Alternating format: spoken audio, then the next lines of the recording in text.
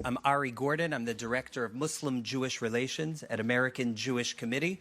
It's an honor to be moderating this session on Christian-Muslim relations. And I want to take a moment and express gratitude to our partners and hosts at Georgetown University, the President's Office, the Berkeley Center, the Department of Theology, Center for Jewish Civilization.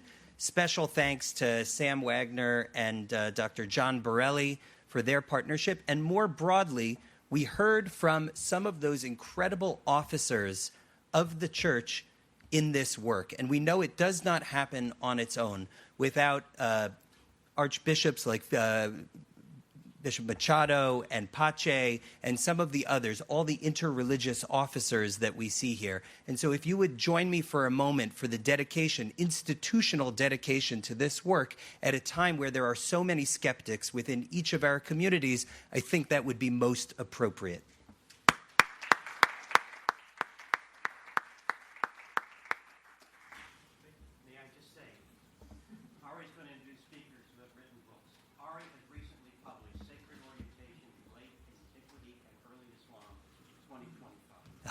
Thank you. I do have some books, the hard copies for our panelists I'll hold up for the Reading Rainbow part of this session. But yes, you're welcome to take a look at my own coming out later this year. I want to start with a classic joke, at least in our Jewish circles, on interfaith relations. It has to do with the priest, imam, and rabbi at their panel, and after the Christian and Muslim representative get up, the Jew gets up and says, "It's wonderful to be here with you, my neighbors in faith. Between the three of us, we represent half of the world's population." Right, and it's funny because even if we were not there, that would be the case.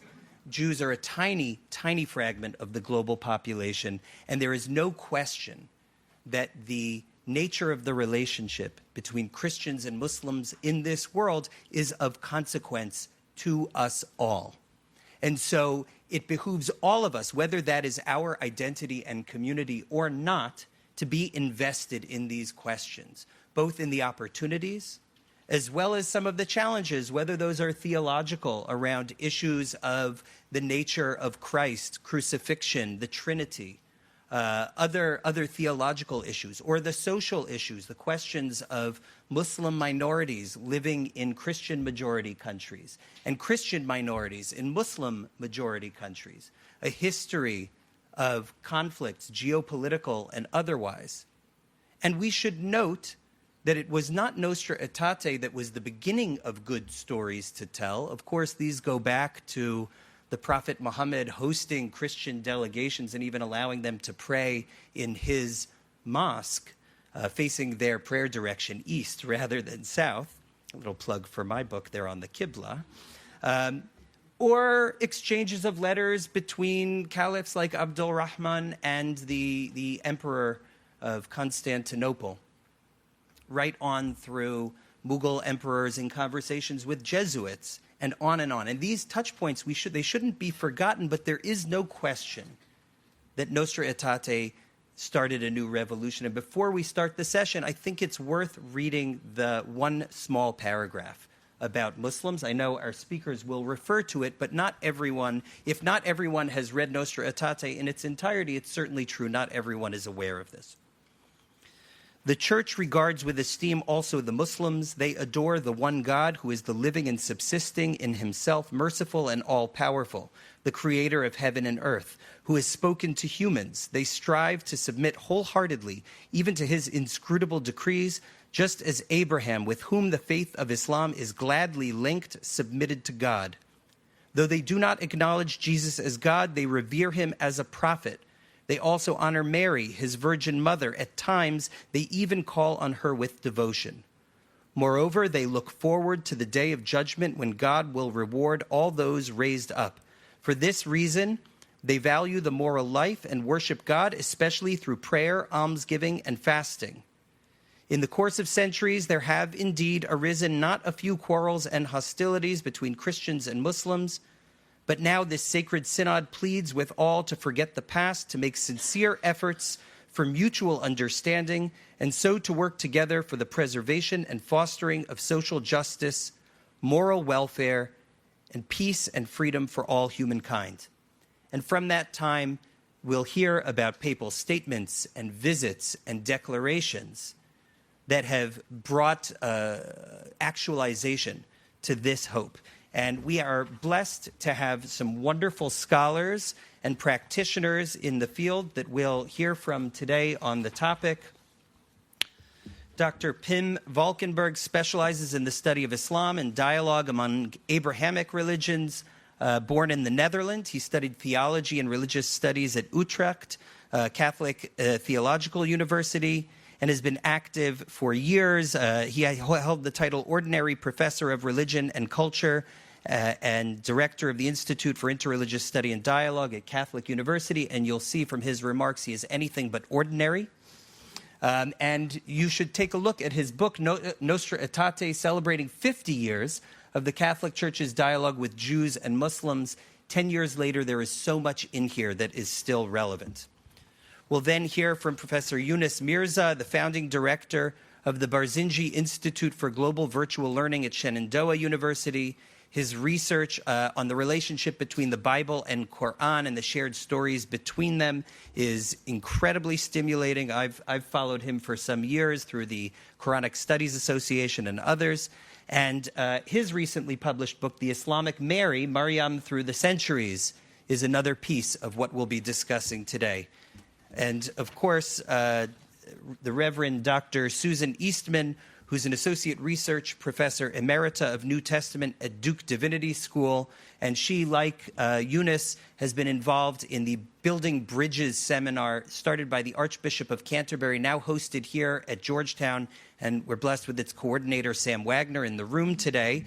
And her very recently published commentary and interpretation of Romans is something we'd recommend as well. Without further ado, we'll go to the panel.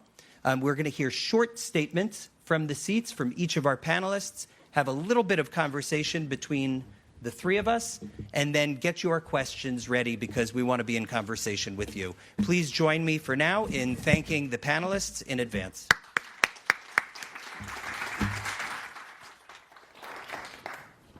Please. Thank you very much. I also brought a little booklet or journal. It's Concilium, the journal number 4 from 2020. And the title of it is Signs of Hope in Muslim-Christian Relations. I brought it because I think this is what we are looking for today. I'm involved in a number of Christian-Muslim dialogues. I'm also involved in some Christian-Jewish dialogue and some Christian-Hindu dialogue. So I kind of sometimes try to compare, and you will hear about it a bit later. But I'm very aware that both in Christian-Jewish and Christian-Muslim dialogue, there have been crises here, specifically in the United States, where certainly our Muslim partners felt left alone by the Catholics because they were not able to come up with statements that Muslims would find help them in the situation of the people of Gaza. And I want to mention this because I think that is important to bear in mind in the overall picture of interreligious dialogue.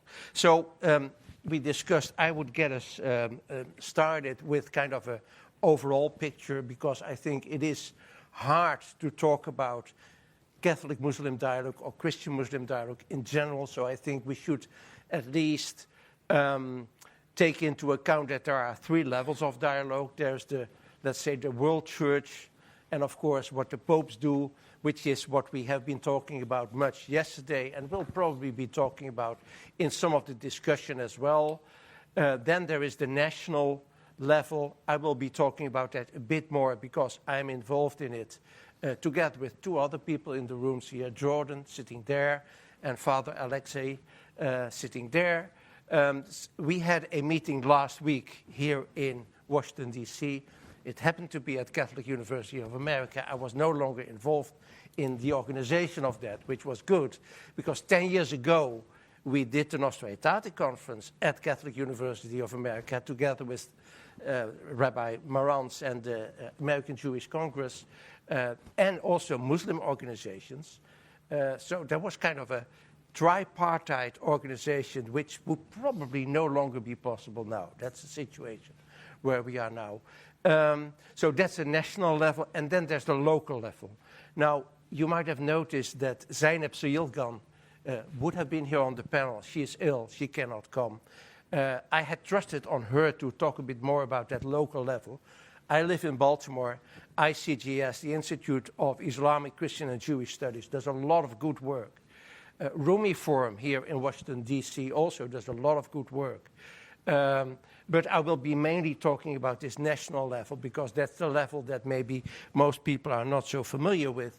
And it's also because we had this meeting last week that we could just keep stock of where we are in Catholic-Muslim dialogue right now. So I want to kind of use the title that John Borelli has given us about opportunities and challenges to see, in my opinion, where we are on Catholic-Muslim dialogue. What I do think is one of the most important elements of every form of dialogue is forming friendships.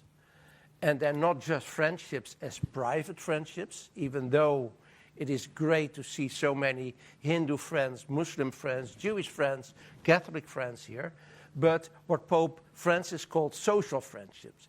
That means friendships that make a difference in the larger world and that come together because they realize we're not in this for our personal warmth and friendship, but we're in this for the world and to try to make a better world together and see how we can do that. So I would say that is something that every dialogue tries to do, and the National Catholic Muslim Dialogue, and of course I should say started by John Borelli some 35 years ago, well maybe a little less, but still long ago, has formed a lot of long-standing friendships. These are important because the time has learned us that when something happens, people need to find one another to kind of diffuse a possible problem, if it's there, a possible violence. So that is important, but again, it's not only friendship for the personal matter, but for the larger society.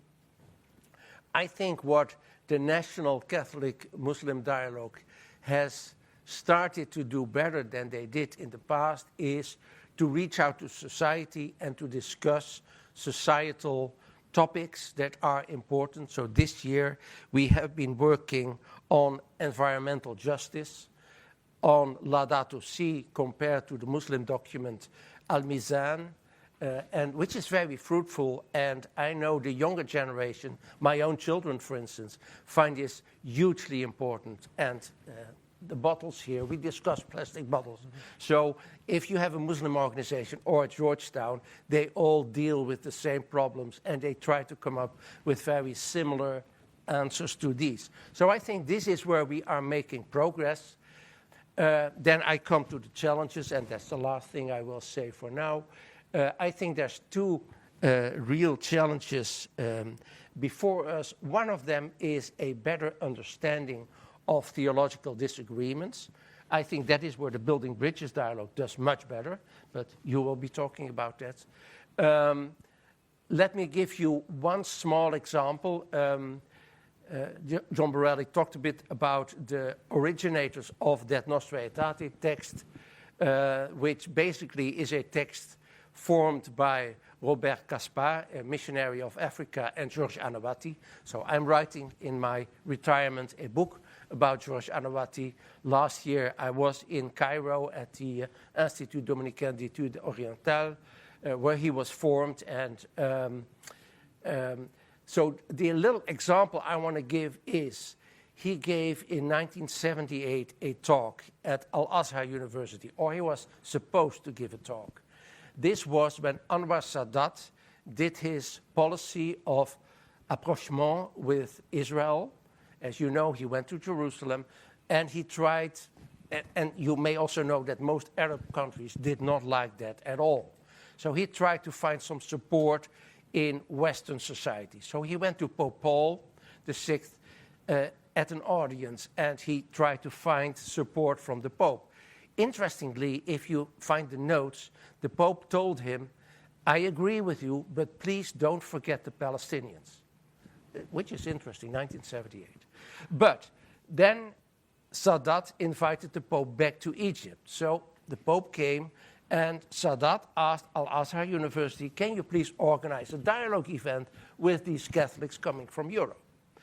Okay, they did that, they organized that. Anawati would give a talk with the title, A Common Faith Between Christians and Muslims. Foi commune, or Imam Mutasharak, what's it? Mutasharak, yeah. So the idea would be that Anawati would present this idea, Christians and Muslims have a common faith. But the Grand Imam of Al-Azhar didn't like it, so he was not allowed to give that talk. And then later on, there was in the Majalat, the journal of Al-Azhar, a very critical reprisal by a Muslim scholar who basically said, well, this is how Christians try to missionize us, try to lure us into dialogue, but in fact, they want to make us Christians. So that was a very nasty, if you want, if you know Anawati, that was not at all what they wanted, but that was how it was received. Okay, the point that I'm trying to make is this.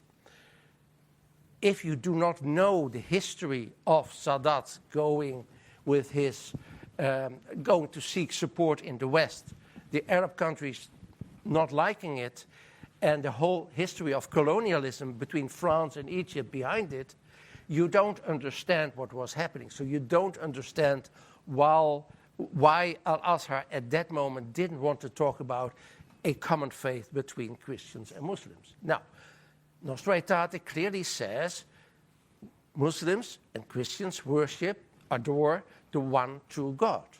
And in Lumen Gentium, even together with us, they worship the one God. And I would say this is the one theological point that Nostra Aetate made that is really something that we cannot go back to. So if there are organizations like Wheaton College, for instance, where you will be fired if you say exactly that, we need to talk among Christians about that. Now, my point is here, we have not learned how to do that. I think in Christian-Jewish dialogue, we have learned how to, let's say, how to specify the way we look at it or at each other. In Christian-Muslim dialogue, we have not yet learned to do that. So I think that's a big challenge forward for us. And then the last point I want to make, and this more or less goes back to the Hindu dialogue that we just discussed with Archbishop Machado and with Anuttama Dasa, namely, I think we are not good, generally speaking, there are exceptions, in sharing with one another the motives from which we do our work. So our religious motivation, the Catholic term is communicatio in sacris. So how do you share with one another the spiritual motives from which you do your work? I think we have not made much progress there, and I think that our friendship can only become a social friendship that really changes something in the world if we learn more as Hindus and Christians. And I've been part of the Vaishnava tradition dialogue as well, and I've felt that, how they are able to do that much more. So that's one of the challenges for Catholic-Muslim dialogue. That's what I want to say. So thanks so much for the organizers for inviting me and having me come back to Georgetown. Georgetown has a close place in my heart. I have all my degrees from Georgetown, and it actually exposed me to Christian-Muslim dialogue. It's here where I took Problem of God, and I also took Intro to Biblical Literature, as well as benefiting from the Center for Christian-Muslim Understanding. So it's really an honor to be back, and it's motivated my research and my teaching, especially the idea of men and women for each other, as well as educating the whole person. So to build off what Pim mentioned, this idea of the history of Nostra Aetate, I want to build upon that and talk about how it's relevant today for Muslims and Muslim Christian and Jewish dialogue. So the first thing when I read it today in the contemporary period, you see that there is this element of seeing Muslims as shared. and there's the idea of friendship, that they share certain values to us. So we live in a contemporary period where it's mixed, and oftentimes we see a rise of Islamophobia as well as anti-Semitism. And part of anti-Semitism or Islamophobia is the idea that these people are different than us. They are from another place. They originate, they have a different culture, different religious texts. Their values are alien to us. And when you read Nostra Aetate, which is over 60 years ago, you see that there is this emphasis on similarities, that the emphasis on Jesus, even though mentioning there's a difference in interpretation, that of Abraham, than that of Mary. And this particular line really inspired me as I began to become interested and involved with Christian-Muslim dialogue, the emphasis on Mary and Christianity. And it made me ask the question and explore, how do Muslims understand Mary? And that led to my new book. So on top of that, you see there's this recognizing that Muslims are spiritual beings. They're not just political beings. They're not people simply to undermine Western civilization. It mentions this idea that they pray, right? That they give almsgiving, zakah, and they also fast. They engage in Sawm, or in the month of Ramadan, as well as outside of the blessed month. So you see that Nostra Aetate is recognizing and speaking, I think, not explicitly, but to this idea of friendship. That Muslims, they share certain figures with us. They are also spiritual beings. They pray, they fast, they try to help the poor. And then maybe to speak to Pim's point here is that there is, this last line I think is really crucial, is that the idea of social justice, moral welfare, peace and freedom for all of humankind. And that's the actual end of Nostra Aetate. So it's not just recognizing Muslims as people who share certain figures, but there is this emphasis that we want to build a better world together. And that better world is going to focus on social justice, moral welfare, peace, and freedom. So I think to build off Pim's last point about the challenges or the opportunities of Nostra Aetate, it's to really ask ourselves, how can Christians and Muslims, as well as Jews, build that better world? And you mentioned already, Gaza has been in the mind, of course, for many Muslims. I know I see people in the room here that can speak more eloquently, more articulate than me on that issue. So how in this moment, where we have discussed already the Holy Land, the crisis there, the humanitarian crisis in Gaza, as well as the hunger issue, how can we as people of different faiths contribute to a better understanding of a more just world? And I think another opportunity is, how can we build upon Nostra Aetate? So Nostra Aetate, you read it, I think it was just 1 or 2 minutes. And it's just really 2 paragraphs on Christian-Muslim relations. So we are now 60 years later. I think the seeds are there, but what can we do beyond that? And I think part of my work is to explore Mary in Christianity and Islam.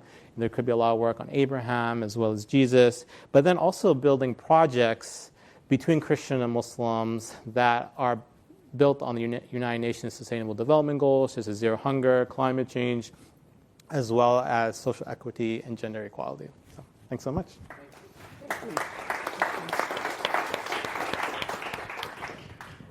So I got involved in Muslim-Christian dialogue starting in 2008 when I was invited out of the blue to contribute my work as a New Testament scholar to a conference in Rome of building bridges, which Eunice and I have both been part of, which was started by the Archbishop of Canterbury and Tony Blair, actually, right after 9/11. The first meeting was at Lambeth, I think, in 2002.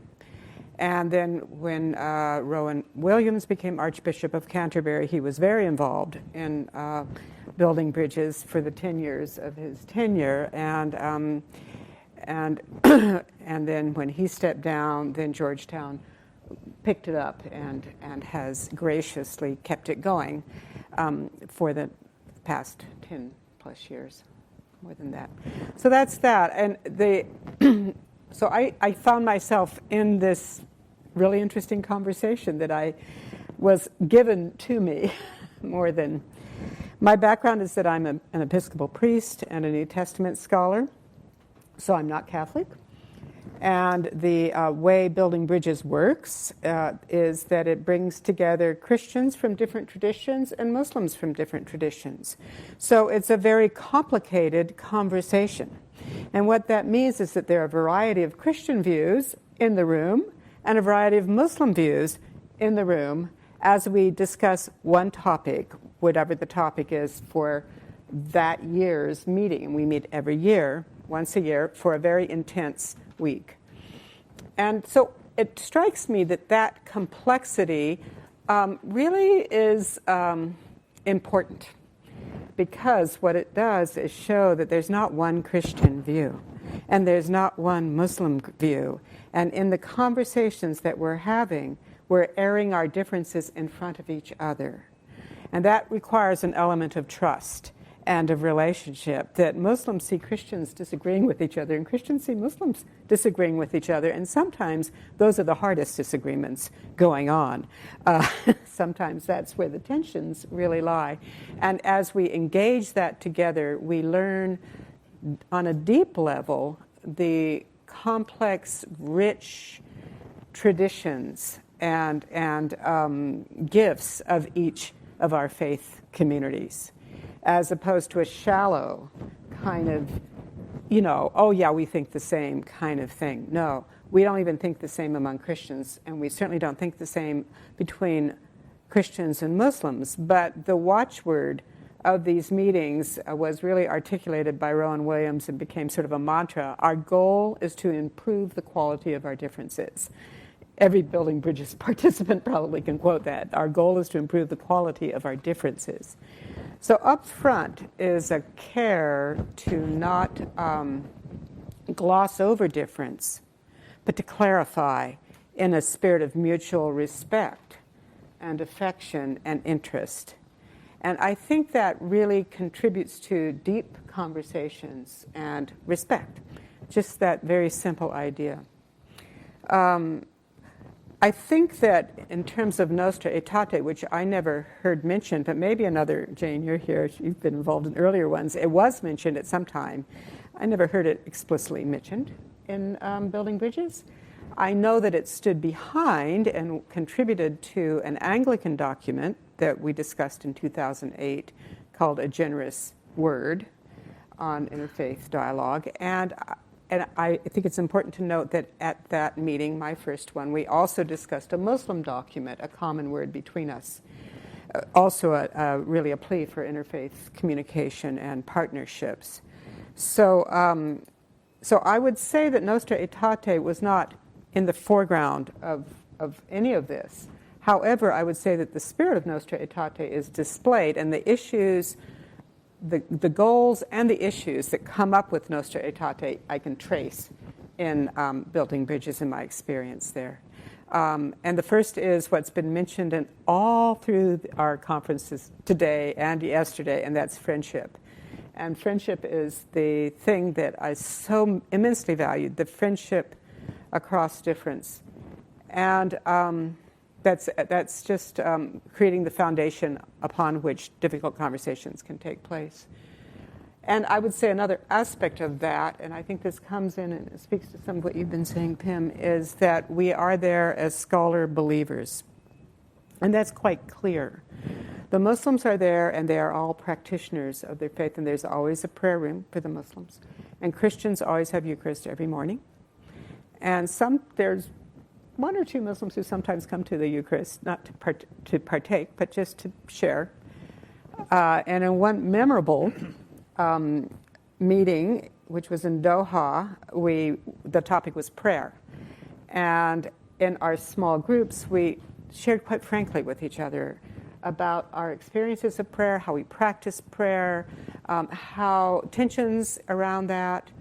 And we also, the Muslims hosted a prayer session that Christians were invited to, and the Christians hosted a prayer that Muslims were invited to. But there's always the sense that we are there as those for whom this faith is existentially central to the core of our being. And so we get the honor and privilege of seeing one another's faces as they face towards God, so to speak. So I think that creates a kind of humility and a context and a deepening for friendship that is really crucial for the conversations that take place. I would say that Nostra Aetate, I'm going to try to be brief here, not to go on too much. Nostra Aetate, as was noted, I think quite rightly in the second panel yesterday, raises issues as well as opportunities. And Ruth Langer, who I don't see here, I think raised a very important question. She said that, she also talked about friendship very importantly, but she said, there are theological issues that are raised here and still not addressed. And she said, for example, the claim that Jesus is the Savior of all, and the claim that God's covenant with Israel is eternal. How do those go together? And I think that I think that's right, that the conversation sharpens issues, not only of where we agree, but of where we differ within our faith traditions and between each other. And that, to me, is really valuable, because our goal is not to agree on everything. Our goal is to understand one another better and form friendships and partnerships in the context of honoring the differences as well. And I think I have experienced that in building bridges in depth. And it really creates what is true friendship, which is we're honest with each other. We don't pretend. A question that remains, and it has been named many times here, so I'm just going to highlight, I won't go on it. So who is this for? Who's doing this? Who is this for? Nostra Aetate, that's a question for Nostra Aetate. I mean, this can be a very in-house kind of conversation. Who's doing this? Who is it for? What difference does this make to the great majority of people in the world? And this is a question that comes up in the Building Bridges conversations as well. How does this affect the great majority of folks who have never heard of any of this, don't read books, and have their own firmly established opinions? How do we reach that? I think that's an ongoing issue. I think there are ways of thinking about that, and people here are doing that, but I just want to name that again. And finally, Nostra Aetate ends with this plea to put our past behind. And my question is that possible or desirable? And I think the past keeps coming back. And so I think finding our ways forward is, I think there are different ways to think about this in terms of how we reckon with the past. Who's past? Who's telling that past? What narrative about the past? All of that always is affecting conversations as we go forward. That's what I was saying.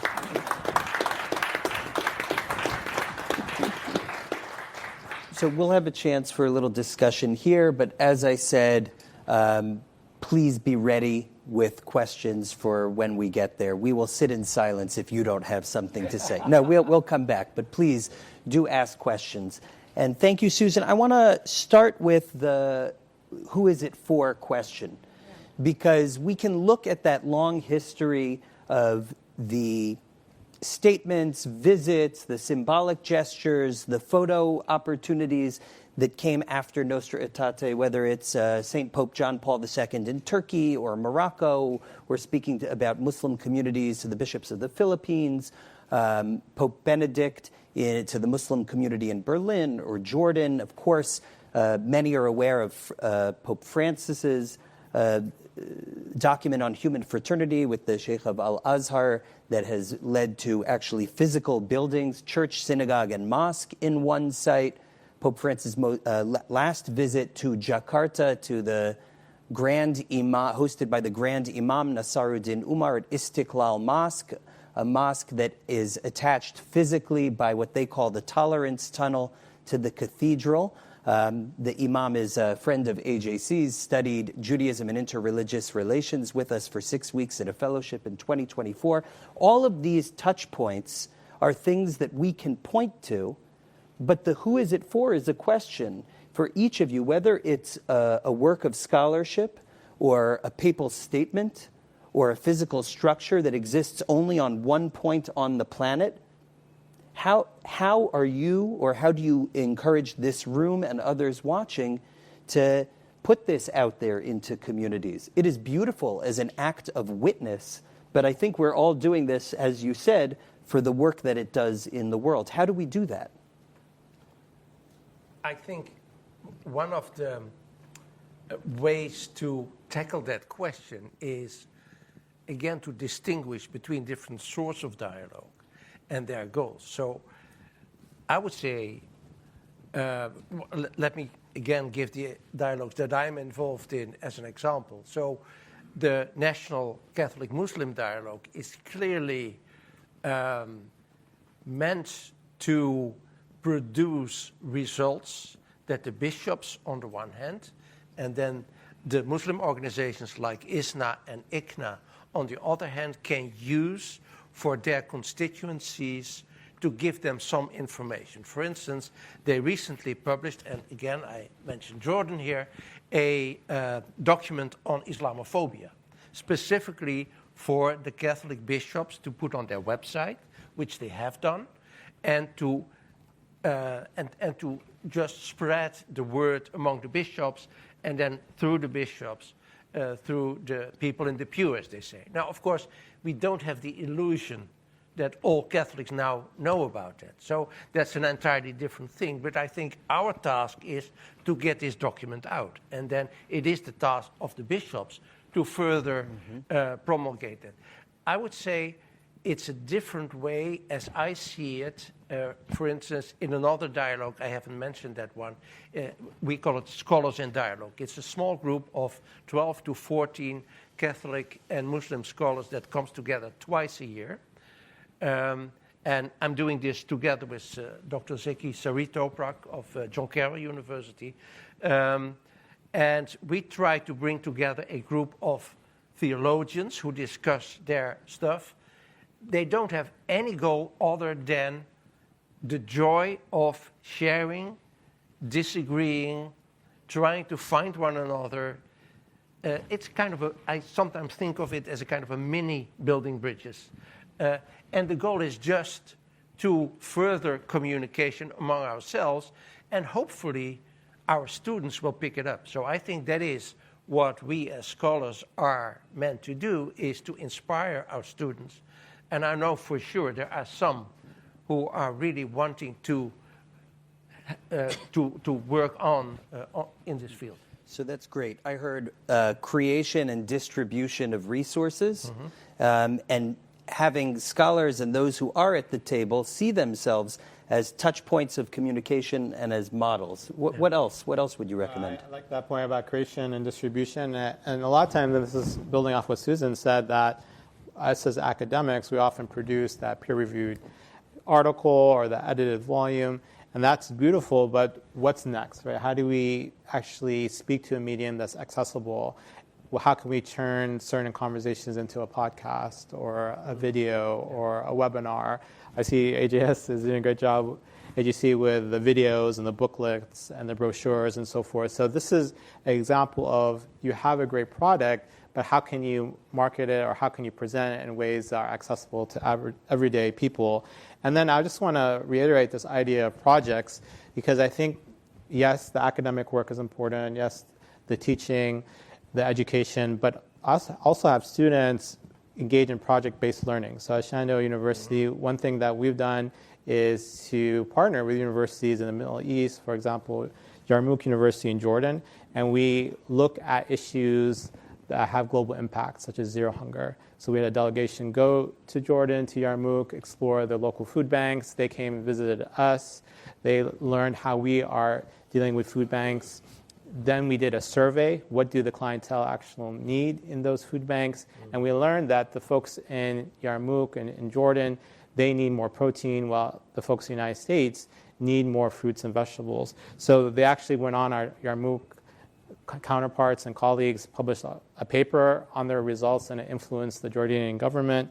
And then some members of our team actually went forward, and they started a food bank on our campus. So now students can actually go grab food if they need it to fight against food insecurity. So I think that's the idea of not just educating, but how do we work together on common projects that have a larger global appeal and speak to what Nostra Aetate mentioned in terms of social justice, moral welfare, peace and freedom for all humanity. So the new media, what would Nostra Aetate look like as a TikTok video? It would be one way to think about it. And then also trust building through action, bringing more people in because the action may be their seat at the table, not necessarily the theological conversation. Yeah, thank you. Susan, anything to add? I would say something a little bit surprising here. It's also for the participants, and that seems a bit odd, but certainly in my experience with building bridges, it has people sometimes from Malaysia or Indonesia or India or all over the U.S. or, well, a lot of places, Egypt, Africa, Turkey. This is varied with the global climate as things shift. But many people say that in their context, this gathering strengthens them and encourages them and gives them what they need to go back into their context and continue working for good relationships. Not every, and that is important too. So there is, I'm just going to name that as well because I've seen that. Yeah. That there's renewal and support for those who often may feel lonely Pretty or alone. Isolated and situations. when one AJC board member said this to me, I'm sitting in my treehouse and flashing a flashlight, and it's good to know that my friend in his treehouse is flashing one back, and I get to go back and feel that I'm not alone. Yeah, that's nice. So I want to talk about something challenging, which is the skeptics in our community, but I'll do it by way of also acknowledging what a couple have, which is the challenges in our world today, conflicts that divide, whether that's in India and Africa or, of course, in the Holy Land. And I think it bears saying that no one who's involved in this space wants to see starvation, loss of homes, killings of any innocents. We want to see Palestinians return to their homes, to live, to survive, to begin to start to heal. We want to see Israelis welcome their loved ones back and feel that they live in security. And the rights of all peoples to dignity, safety, self-determination, and life to be honored. And I hope that there's a world where we see that, and I think we believe and know that our work contributes to it. And I think it's true probably of all the communities that the failings in that conflict and in other spaces leads to great skepticism about interfaith work, about bridge building in whatever term we would. How do you speak to the skeptics in your communities? How do you recommend people speak to the skeptics in their communities who say, nice talk, but what does that do? I was at a conference in Poland last fall of Jews and Christians on the topic of peace in Jerusalem. And one of the participants, a Jewish woman who does interfaith work, she said, we always talk about how Christians say the Messiah has come and Jews say the Messiah hasn't yet come. But the fact is we're all waiting. So how can we wait well together? Which I thought was quite wise. And it strikes me, I talk about hope as a horizon and a direction. And hope, this comes from the New Testament. Hope, who hopes for what you see? You hope for what you don't see. You learn to wait for it with patient endurance. And so I think that the direction of what you're hoping for, even though you don't see it, shapes what you do in the present. Some people hope for peace based on the annihilation of the enemy. That is actually the way the world tends to operate. You'll get peace when you get rid of the enemy. And that, even though that they may not see that, that shapes the direction they're going and their actions in the present. So what we hope for from this, in this interfaith conversation that we're having, is empowers, shapes a line of direction in the present, but also knowing that we don't see that has to create the space to name, and this is what's so important with dealing with cynicism, not starry-eyed hope, but naming the real, seemingly humanly intractable problems at the same time. So having a bifocal vision where you're naming the present conflicts, but yet having this really faith-based hope for a future that is not of destruction, but is of mutual welcome. So I talk in terms of hope and waiting and how that changes the present and creates room to name the failures and the conflicts at the same time. Yeah, I would say within the Muslim community, there is this skepticism towards interfaith dialogue, interreligious understanding, because there is this sense that this dialogue is political. There is this effort to co-opt someone into a certain political agenda. There's also this sense that there is a preconceived understanding of where the dialogue should go, and that Muslims just need to kind of get in line. So I think to respond to that we have to be genuine in that dialogue, that we participate in the dialogue and see where it will go, and realize it has to be organic, that people are coming, they open up, they're honest about their different opinions, but something new could develop, new projects, new ideas, new programs. And I think also to respond to the idea of skepticism is the follow-through. So I think there's so many beautiful conferences, events, programs, and people have great discussions, but they don't see what's next. Nothing really changed, right? So I think making it clear and evident that we did this program, we had this discussion, and this is what came out of it, and these are the action items. Really appreciate that. Can I add a word? I once started out as a peace activist back in the Netherlands. I still don't understand who admitted me to this country, because I was against the cruise missiles at that time. But the frustration in that peace activist group was only when there is some form of violence involved, the media got interested. So what I learned there was not to hope for a short-term solution. And I think in interreligious dialogue, that is very important, to learn the lessons from history, which also teaches you that sometimes things like I would say the first 30 years after Nostra Aetate, it went up. And then after 2000, it has been mentioned, I think Archbishop Machado mentioned that. After 2000, well, at best you can say there was consolidation, but probably it's kind of going down. And I do remember talking about skeptics at my own university, Catholic University of America. At a certain moment, students came and said, we don't want to hear about Judaism and Islam because that's all woke. It has nothing to do with Catholic teaching. Now, and that's a form of skepticism that is different, but it's very real right now. So I would say the only solution I know for that is, well, first of all, not expect that I can change the world. But second, and this is Thomas Aquinas, I'm a scholar of Thomas Aquinas, let's go and see what texts we can agree on, and let's read these texts. So let's read Nostra Aetate, because it's not woke, it's church teaching.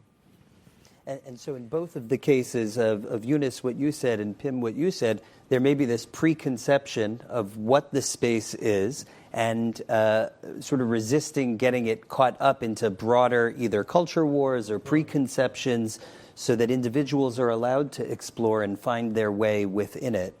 And on that, so we talked a little bit about the communal, we talked a little bit about the global. I want to ask you, I guess for my last question before we get to the audience, about the personal. What is something that you've been in this space, because each of you said scholar believers, and that you're coming with your full self to the table. What is something that you've seen as you've been in this Christian-Muslim dialogue that either surprised you, enriched your own understanding of your own faith, or that stands out for this room to know? I'll tell a story. I was at a conference in Sarajevo, and then we had, some of us at least, got to do a field trip, and which included going to Medjugorje, which is a famous site where Mary appeared to 3 teenage girls decades ago, and there's apparently is still appearing to these now elderly women. So it's a real pilgrimage site for Catholics, and it's huge. It's up on a plateau. We arrived there, and there's a huge church And people come from all over the world to Medjugorje. Some of you may have been there, I don't know. So most of the Muslims went off to get ice cream, which seemed eminently sensible to me. But I was cynical. But I and my fellow Christians, we were feeling a little cynical about it. It's pretty, commercialized, it seemed. But we went into the church, and there were people prostrated on the floor and people praying in the pews, and we prayed and stuff, and then came out. And then one of the Muslim participants came running out from the church, and he came up to me and he said, "Do you know Italian?" I said, "Not really." He said, "Oh, okay." And he ran back into the church. And then he came out again and he said, "How's your French?" I said, "I can do French." So we went in, and we found this Franciscan monk who spoke French, and my friend said, "Can you ask him to give me a blessing? Tell him I want a blessing." So I said, I translated, and then he said, "Tell him I'm not Christian, I'm a Muslim." So I translated, and then ask him how I can pass it on. So then the monks told him to say, "Peace be with you, but don't make the sign of the cross because you're not a Muslim. You're not a Christian." And then pretty soon this young monk, he had his hand on my head and he was giving me a blessing. And I thought to myself, we all came out chastened, the Christians, the cynical Christians. I thought it was my Muslim friend who made me get a blessing in Medjugorje. Mm-hmm. And it's just sort of a lovely story, but it also illustrates to me how my experience is that my faith gets sharpened and deepened in encountering Muslims who venerate Jesus, not in the way I do, but still they challenge and strengthen and clarify my faith. Even in a very tangible, experiential way. That's wonderful. Yeah. Yeah, maybe it's a beautiful story. And great. to build off that, maybe we can continue the Mary theme is, I think several years ago I was invited to be a respondent. Actually, Pim invited me, and there was an event on Rita George Tiverich's book, Christian Muslims and Mary. And I remember going to that event as a respondent. I had just written my book on the Bible and Quran, and thinking to myself, wow, this scholar, she's written an entire book on Mary and relationship between Christianity and Islam. And that she personally values that relationship as a Catholic scholar, as a human being, as someone who has gone to Europe, has actually some roots in Bosnia and Yugoslavia. And she is someone that is expressing that, and she wants Christians and Muslims to respond to it. And I remember discussing there, being in really awe and inspired by her passion, her use of art, her way of dialoguing with people. And then I wrote a review of that book, and I thought to myself, well, maybe I should write a book to respond, or in many ways kind of continue that legacy of Mary between Christianity and Islam, which also is building upon Nostra Aetate in many ways, since Mary's name is mentioned. So I think in my education here at Georgetown, and then through my interreligious dialogue and interfaith work, there's so many people of other faiths who have really inspired me, and they have been sources of friendship and mentors to me and can sustain my work. And so even your scholarship, which is dialogic in that sense and responsive. Mm. I have 1 minute, I noticed. So let me tell a short story. It is from this Scholars in Dialogue group. We had a presentation by Christian Crocus, by the way, who has written a book about Christian de Chergier, his spiritual writings. And he gave a presentation about the way in which Christian de Chergier interacted with Muslims. There were two Muslims in the room. One Muslim was kind of questioning him and saying, well, did he, I have to do very short, did he feel guilty because of his colonialist French influence there in Algeria at that time? And then another Muslim came and said, you don't understand what this is about. It is not about guilt for colonialism.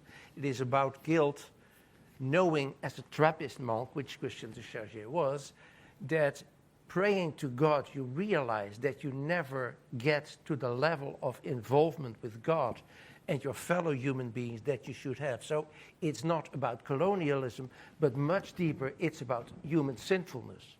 Now, hearing that from a Muslim, and he is a Muslim working at the Jesuit institution, but still, from a Muslim, made a very deep influence on me. And I think, oh, wow, he has got a way of reading Christian de Chargé that I have not yet reached. Yeah. Beautiful, beautiful, all three. We have some time for questions and answers. Before I call on anyone in particular, let me just see how many we have in the room. Okay, I see a few. And are we prioritizing students, John? Yes. All right, do we have Georgetown students here? Please. Okay, so let's go 1, 2, 3. Please. And please introduce yourself so the room knows who you are.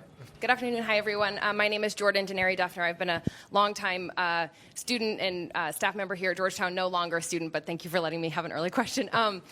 I want to first thank Pim and all of you for delving into some of the history behind Nostra Aetate. There's a really wonderful article out by the Jesuit priest, Father David Neuhaus, who digs into some of that history, and I think it's in La Civiltà Cattolica, which I highly recommend on some of that history and how it actually relates to Israel-Palestine and our situation today. But I have more of a spiritual kind of question. Nostra Aetate talks about how we can look for the true and holy in other religions, and obviously mentions a lot of things in Islam that the church wants to praise. But I'm curious what each of you would add. Like, if you were to add something true and holy from Islam that could be a part of Nostra Aetate 2.0, what would you as a Catholic, a Muslim, and an Anglican want to put in Nostra Aetate 2.0? Okay, and let's take all three so that you can choose, although this one was directed to all three. Thank you, Jordan. Please. Thank you. My name is Halil. I'm in the PhD program here at Georgetown. So they can all see you. Yes, that's also a question for all of you, and including you, the moderator. And it goes into the direction what you have already asked with the skeptics in our own communities, but also like just checking in where specifically Christian, Muslim, Jewish dialogue right now is, as like participants maybe, as Jews or as Muslims, or also as observers from Christian participants in this dialogue as well. The question is, where are we? What's the state of affairs? Exactly. Thank you. Thank you. And Muslim Jewish, particularly. Is that correct? And I think we have in front. Let Jane go next. You had a question, right? Did I see your hand? Yes. Let Jane go next. I'll be very brief. Jane McAuliffe. And I'm just going to take advantage of the fact that I might be among the older people in this room to ask if it would be fair to say that while acknowledging the skepticism, one must also acknowledge the enormous progress of normalization that we have seen since the 1960s. I was in college and studying theology when Nostra Aetate came out, and it felt revolutionary to our college theologians. I've participated in Muslim-Christian dialogue at the national level, at the Vatican, with building bridges, all of my life. And it doesn't, when I talk to people now, they're not asking, what's that? Why are you doing it? They may express disappointment, but there's also a sense of, oh yeah, that's what we do now. That's what we as people of goodwill, wanting to build a better world, we talk to people of other religions. So I'm asking, is that also a fair response to the skeptics? I'm going to pause for three, but because we know that our host and master, Dr. John Borelli, has more, we're going to have to be disciplined and keep our responses to a minute and a half or two. So the three questions are, what would you add to Nostra Aetate? What's the state of affairs today in the dialogue, including the trilateral perspective?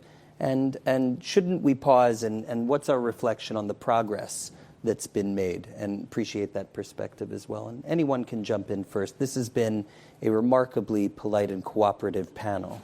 Okay, I'll try it in 1 minute again. and I start with Jane's question. Yes, you're right, of course.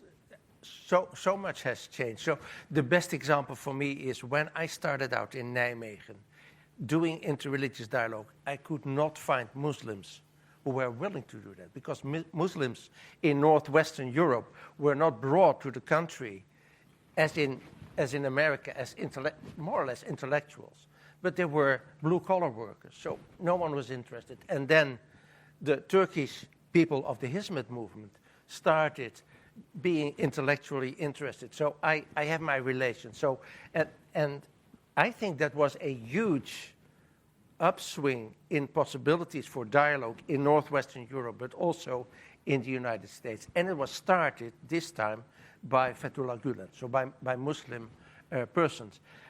My one experience that's still with me is experience with my shoes. I was in Turkey in a mosque, and I had rather old shoes. And there was a furniture salesman in Izmir, in fact, and he saw my shoes, and after we came back from the mosque, he brought me a brand new pair of shoes. And he said, "Can I please accept your shoes as a gift to the Hizmet movement, and then in exchange for that, give you this pair of shoes in thankfulness for what you're doing for the Hizmet?" And I did not feel for one moment that he basically said, "Your shoes are dirty, you should have." But he said, no, this is your gift, and let me give a gift. So I call that meeting Christ in Turkey, talking about holiness. Beautiful, beautiful story. I think so.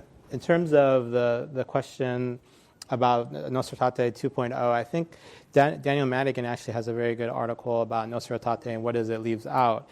And he mentions the idea of the Quran is absent and the Prophet Muhammad. So I think in the next iteration, hopefully maybe Jordan, you'll help draft that next iteration, Nostra Aetate, there will be some discussion of those two items which were central for Muslim belief and understanding. So in terms of the trilateral, it's been stagnant. Ari, I'll be interested to hear your thoughts on that. The Abrahamic, I think after 9/11, there was a large push for Abrahamic dialogue, Abrahamic understanding, Abrahamic religions.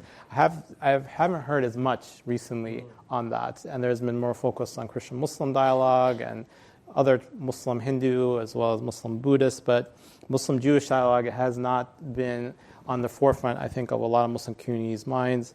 And then I think, moving forward with this idea of what Jane mentioned, I think I grew up, I'm a little bit younger than Pim, so I grew up in probably a generation where it was normalized. So I went to Georgetown, I studied here in the early 2000s, and then later graduated, and it was normalized to have Christian-Muslim dialogue. And part of going back to your community and say you participate in this, you weren't questioned, there was no criticism, it was encouraged. Also Muslim-Jewish dialogue, especially after 9/11, saw a lot of momentum and acceptance. So I think for me, and I think for my kids and my students, I see that this is part of how we do education.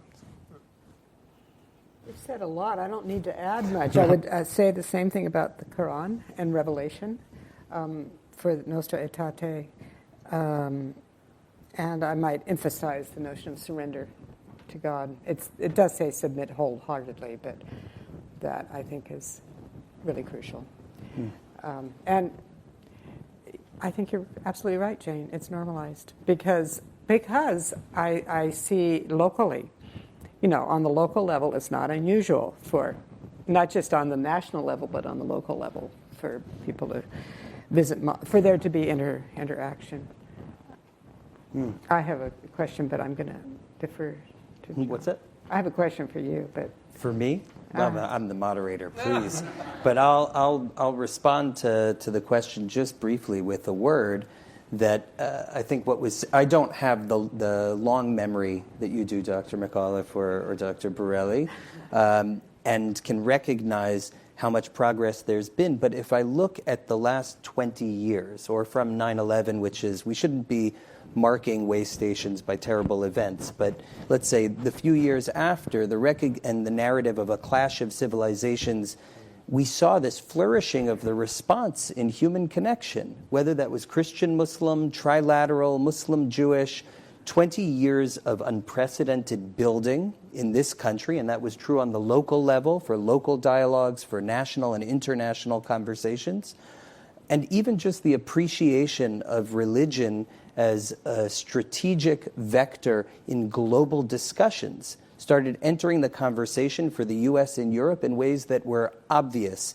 in other parts of the world for a long time, and of course were well known to the church. Pausing now at a moment of challenge and crisis, probably part of the reason why it feels like challenge and crisis is because of the trajectory that came before.